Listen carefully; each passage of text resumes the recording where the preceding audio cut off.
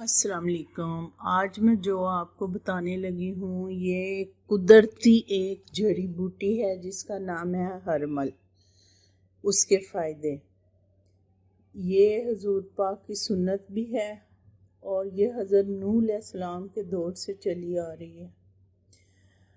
انہوں نے بھی کشتی میں جب سب کو سوار کیا تھا نا، تو بعد میں انہوں نے اس کی تونی دی تھی سب کو۔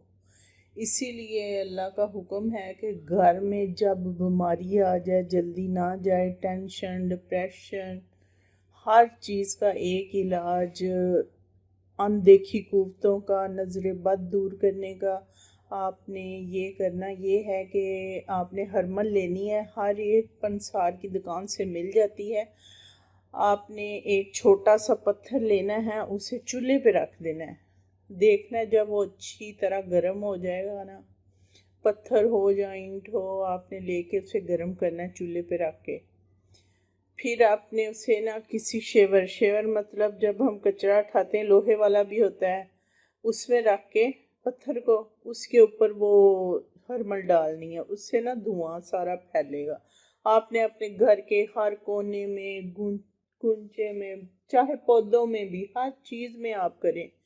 آپ کو محسوس ہوگا کہ آپ کے اندر سے ڈپریشن اور آپ کے گھر سے بیماریاں اور نظر بد، جادو ٹونا، ہر چیز سے آپ محفوظ ہو گئے ہیں۔ یہ آپ ہفتے میں چاہے 4 دفعہ کریں، چاہے ایک دن چھوڑ کے ایک دن کریں، یہ آپ کرتی رہا کریں۔